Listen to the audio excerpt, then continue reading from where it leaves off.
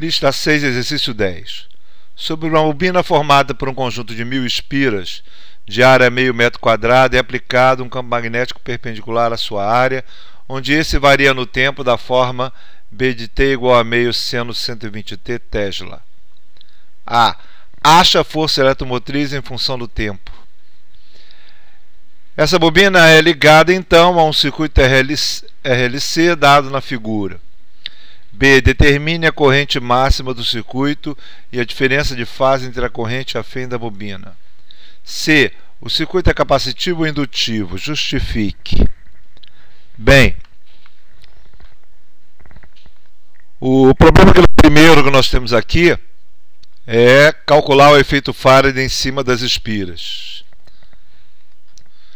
Independente dele estar ligado ou não ao circuito, quando o campo magnético varia no tempo, do jeito que ele está sendo colocado aqui, ele gera em todo o espaço campo elétrico.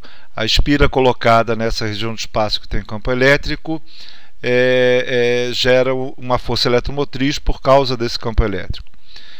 Bom, a ideia, no item A, ele quer achar a força eletromotriz gerada. Como é que a gente faz isso? Primeiro calculando o fluxo do campo magnético através da espira. E depois calculando a força eletromotriz induzida como a taxa de variação do campo no tempo para cada espira vezes o número de espiras, já que elas todas estão em série. Então a força eletromotriz total vai ser o número de espiras vezes a taxa de variação do fluxo com relação ao tempo. O sinal de menos nos dá, que é a lei de Lenz, nos dá, na verdade, qual seria o sentido da corrente, qual seria o sentido da polarização da força eletromotriz na espira.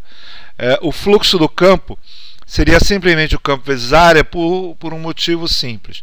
Nosso campo é homogêneo e está paralelo ao vetor área. Se ele está paralelo ao vetor área, isso aqui vira produto do módulo dos dois, e como ele é homogêneo, sai para fora da integral, consequentemente vira simplesmente campo vezes a área. A força eletromotriz, então, seria N vezes a taxa de variação do campo vezes a área. Já que a área não varia no tempo, é claro, o número de espiras também não. Então seria a força eletromotriz, seria o número de espiras vezes a taxa de variação no campo no tempo vezes a área. Bem, isso nos dá 1000, que é o número de espiras, vezes meio, que é a amplitude do campo, 0,5, vezes a derivada do seno, que é cosseno, vezes 120, que é o ômega que está aqui dentro. Então, 120 cosseno de 120t vezes a área, que é meio. Esse valor dá 30 cosseno de 120t, 30 vezes 10 a 3, certo? Então, 30 kV. Menos 30 kV cosseno de ômega t é a força eletromotriz induzida em função do tempo. Bom, muito bem. Agora a gente coloca ele no circuito. Ele quer sim, tem um detalhe. O menos cosseno, na verdade, pode ser reescrito como uma fase mais π em cima do cosseno. Então a força eletromodulida pode ser reescrita desse jeito, né?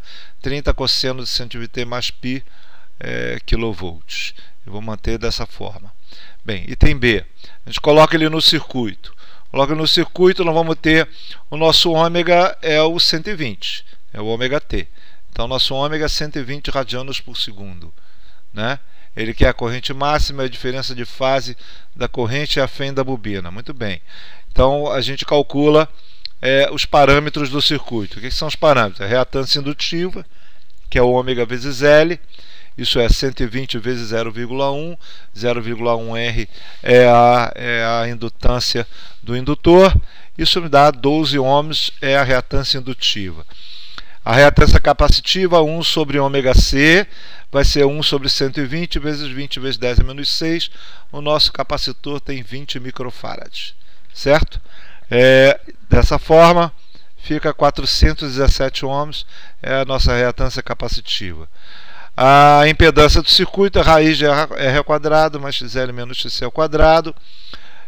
Fazendo a conta, fica 417 ohms, é a nossa reatância, é a nossa impedância total do circuito. Ok? Sendo assim, a nossa FEM máxima é de 30 volts, ou na verdade 30 kV, né? Tá faltando o quilo aqui, mas ele é colocado aqui em cima, kilovolts, né? Então é 30 kV é a FEM máxima do circuito. A nossa corrente então no circuito vai ser a FEM, que é 30 vezes 10 a 3, 30 kV, certo? Sobre a impedância 417, isso é 72 amperes, é a corrente máxima do circuito, a amplitude da corrente do nosso circuito. A diferença de fase entre a FEM e a corrente é XL menos XC sobre R, isso é 12 menos 417, certo? Sobre 100, isso dá menos 4,05, isso é, nosso φ é menos 1,3 radianos, ou menos 76 graus, é a diferença de fase entre a FEM e a corrente. É bem razoável ter esse ângulo alto, porque você perceba que a reatância capacitiva é muito maior que a reatância indutiva. Esse é um circuito de predominância do capacitor, certo? Com um indutor muito pequeno, é quase como se eu não tivesse indutância, né? Como se eu tivesse só resistência e capacitância, que são os dois que influenciam mais no circuito, o indutor influencia pouco.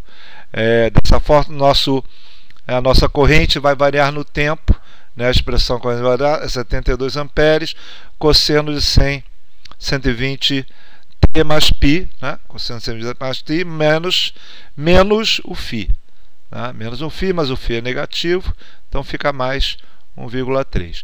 A corrente está adiantada com relação à FEM da fonte. Bom, item C. O circuito é capacitivo ou indutivo? O circuito é capacitivo. Você pode justificar ele de várias formas, claro, todas elas, uma dependente da outra, mas você pode dizer, por exemplo, que o XC é maior que o XL. Se o XC é maior que o XL, a influência da capacitância é maior do que a indutância, é um circuito capacitivo. Outra coisa que você pode falar é que o φ é menor que zero. Claro, o φ é menor que zero porque o XC é maior que o XL, certo? Mas o φ menor que zero indica que o circuito é capacitivo, porque a corrente vai estar adiantada com relação à FEM da fonte. A corrente adiantada, quer dizer, a fase dela é positiva, ela está adiantada com relação à FEM, consequentemente, a influência do capacitor é maior que a do indutor, então o circuito é capacitivo. É isso.